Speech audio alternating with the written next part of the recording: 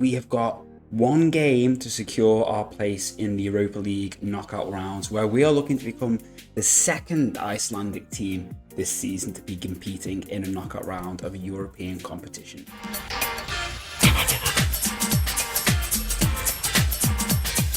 Hi everyone, welcome to the episode. Yeah, as I said, we are looking to become the second team to go through to European competition knockout round this season after FM24 100%ed the Conference League Phase 6 from 6, beating the likes of Lille and Leipzig on the way. But if you want to do us a massive favour before we really sort of dip into the episode, and drop a like down below and leave a comment if you think we're going to get past Villarreal. We're currently sat in 16th, Villarreal in 13th, and yeah, if we can get, I think realistically, even if we lose, we should still be fine, but yeah, it's not nailed on just yet. And that's because after I saw you last time when we lost to Midtjylland, we then went and welcomed Arsenal at home for the second year in a row. And once again, we took the lead in the second half, and once again, we lost 3-1, definitely flattered them in my opinion. The 92nd goal, I don't really think that we can really count too much against us. It was a lucky penalty. They just had too much quality ultimately. Before we then went and played Basel at home and absolutely cocked it up royally. As you can see, we were arguably the better team in terms of chance creation. They were just absolutely clinical. Their first goal was a 0.08 XG free kick, which just flew in. And yeah, just some really shocking defending. We did actually have a slight issue at this point in the season. You'll notice that some of the players who are playing here, like this was basically the bare minimum that we had available to us in terms of fit players. And in terms of first team players, because basically some players had left at the end of their loan deals, including Goran Stojanovic, who's actually joining us permanently, but he's not going to be re-available until he joins the club properly on the 22nd of Feb.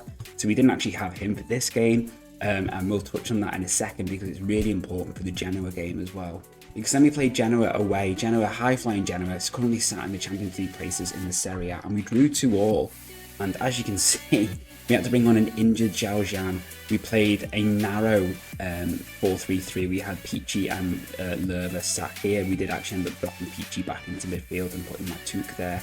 But yeah, we went 1-0 down. We managed to scrap our way into a 2-1 lead before conceding in the 78th minute. Really frustrating to concede the way we did because it definitely felt an avoidable goal. But given the fact that basically our bench was made up of 16 and 17-year-olds, I actually think we did quite well to get something out of it. But then the PSV game happened and we had players back, we were able to register new players, we had a new registration window, so Diogo Polo and Sylvester Nigel had come back from their loan spells at their respective Icelandic clubs and were available for selection. We were able to register a few other players as well, which just gave us a little bit of strength and depth, and as you can see, everyone absolutely smashed it out the park. Sylvester got a goal and assist in his first game back from the club. He's also happy to stay. He withdrew his transfer request, wanted to stay.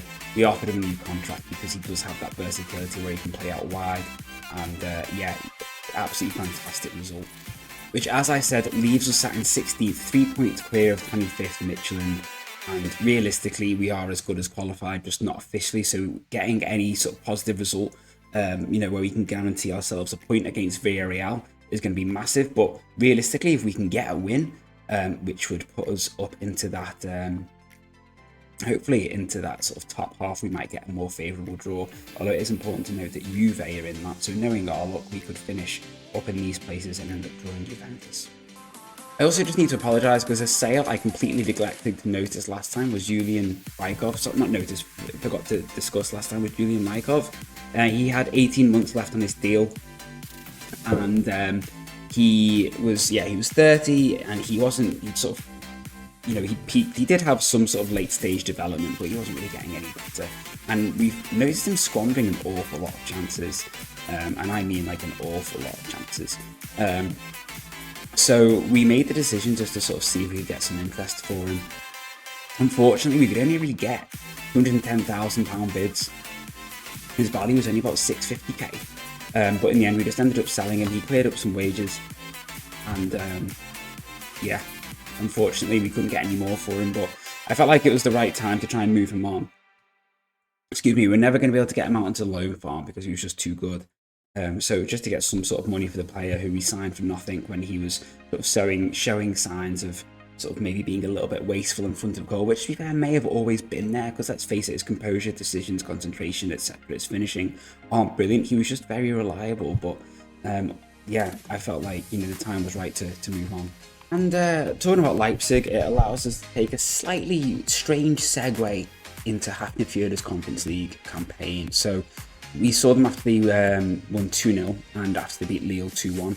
They then went and beat Levski Sofia and Vaduz as well, 2 fantastic results, before they then went and beat Riga, thanks to an own goal, but a win is a win, and beat Leipzig 4-2 at home. What an absolutely massive result. Lucky Matlu, our left back on loan there, getting a goal, and yeah, they go straight in at the round of 16.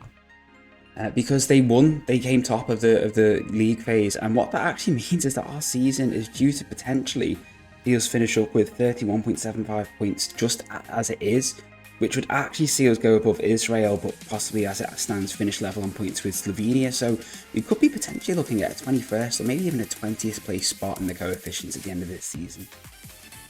But we do just need to make sure we get through, and like I said, we have got Villarreal in our way. We are away from home.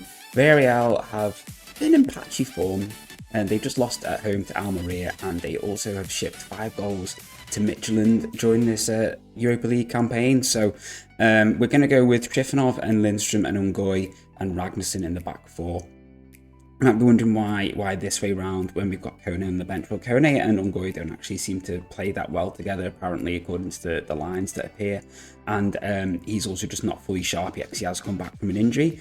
Diarra Suba, Pichi and Matuk in the middle, with Nygor, Schwaj and Areli making up the front 3. We have had interest in Areli from Damak, and he has wanted to leave, but they've yet to hit his release clause, so he's stayed for now. So I'm hopeful that the interest will eventually go away and we can offer him a new deal and bump his release clause up a little bit, just so we can get a little bit more money for him when that bid does eventually come in. So yeah, this is obviously going to be a very tough game, but imagine if we can get some sort of result here at the Ceramica against Villarreal, a top La Liga team. Be incredible, and hopefully this sort of nonsense will sort itself out in a second. Chen Zhaozhan, unfortunately, is away at the Asian Cup, so we don't have him. That's why Ragnarsson is playing at left back, and Matuk was there with Lebanon, but they got knocked out, so that's why he is available, and he goes straight into the team.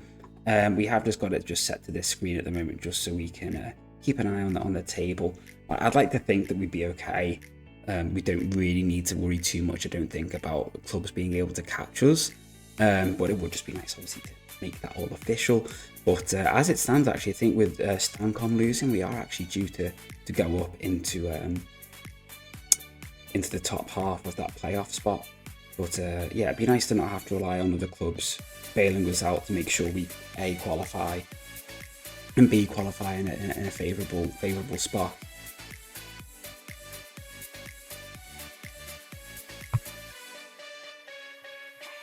With 25 minutes gone, it's actually been all us in terms of chance creation, albeit only 2 chances. But we've got another one. We've got a corner here, and it's going to be Sylvester who's going to whip it in. And Midtjylland are losing as well, which just sort of all but and Goy just heads it just wide. Yeah, Midtjylland is losing too, which massively helps us out.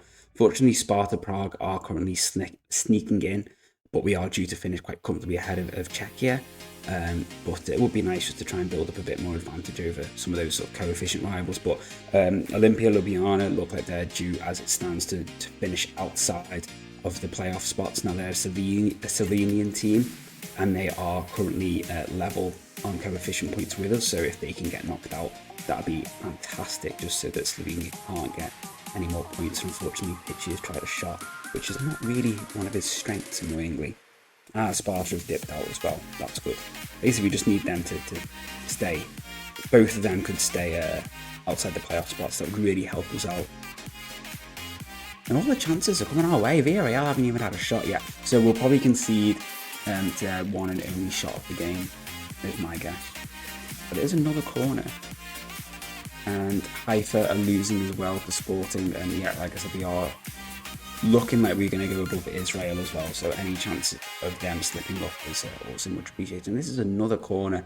Bear in mind, we are the away team here, everyone, and we are absolutely battering their goal, which is why it's going to be even, sort of more frustrating when we do concede to their first shot on our goal.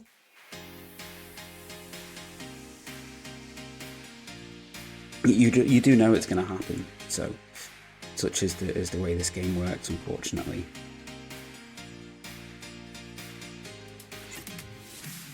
I'm not even going to count that as a shot on goal because it was going wide.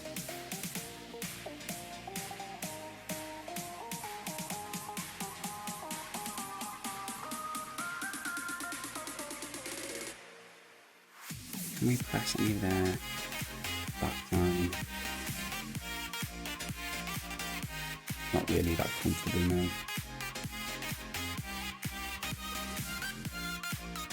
That did somehow count as a shot on goal, but it didn't look like it was getting anywhere near.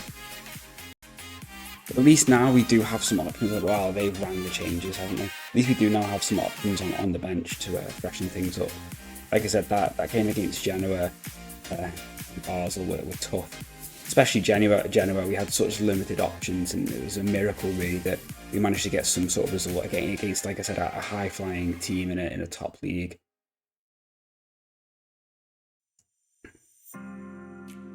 That's away.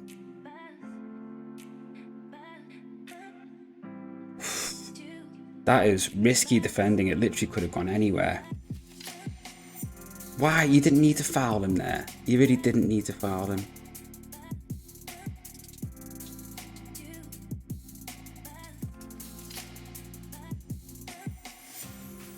We'll snap the guys who've just come on.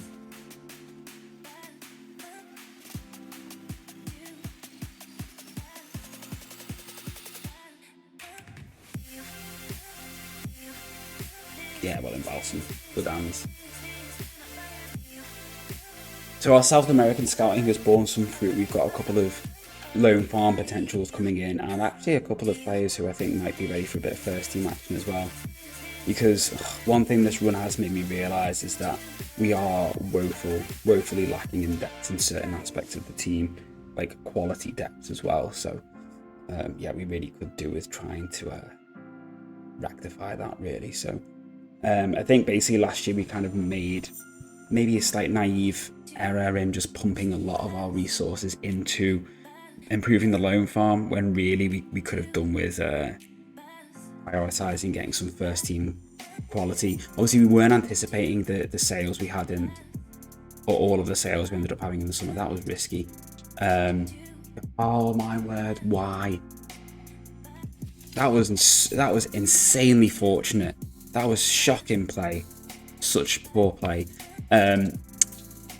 Yeah, we were obviously anticipating all the changes that happened, but I also do think that we did kind of leave ourselves a little bit open to sort of getting eyeboshed a little bit. I think I might take Ragnarsson off because he feels like he can shake off the knock. Okay, I'll give him time. But I am going to make some subs.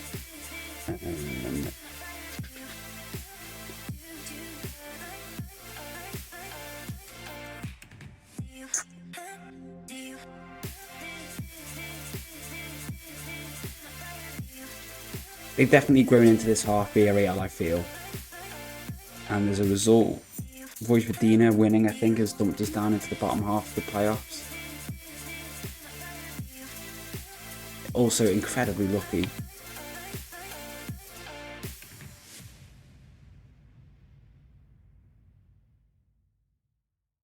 Definitely feel like we've taken our foot off the gas a little bit.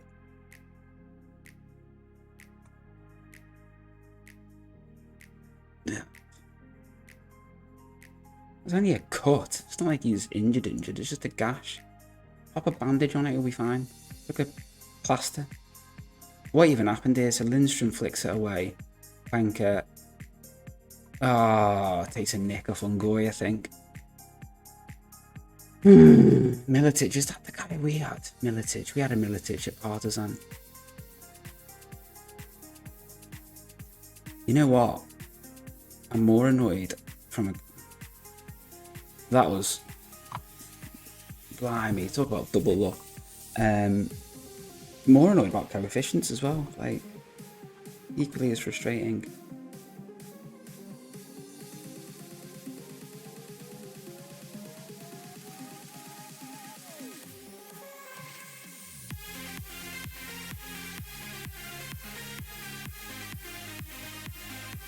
Bring a youngster on. keep the fans on the board happy. Just that I don't really have a left wing option yet.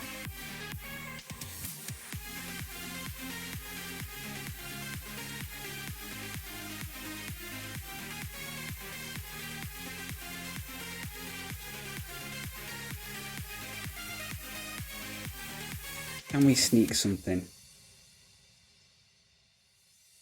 Not poor, very poor. I mean, it's a well-worked chance, but you had a big target to aim for there, really, and he completely balls it up. Lindstrom, you've got to get there first to win the pen, mate.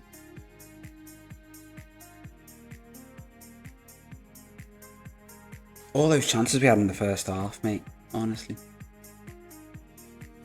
Oh, and we can see a deflected goal. Of course, it was always going to happen, wasn't it, really? Let's be honest. Great defending. He was offside. I thought he was. But we are going to go through.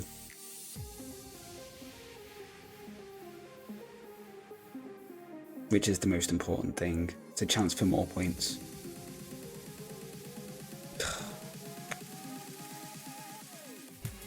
We've also just got a nice cheeky payout from Marquinhos leaving Vasco to go to International. 700,000 and an extra 135,000 in instalments.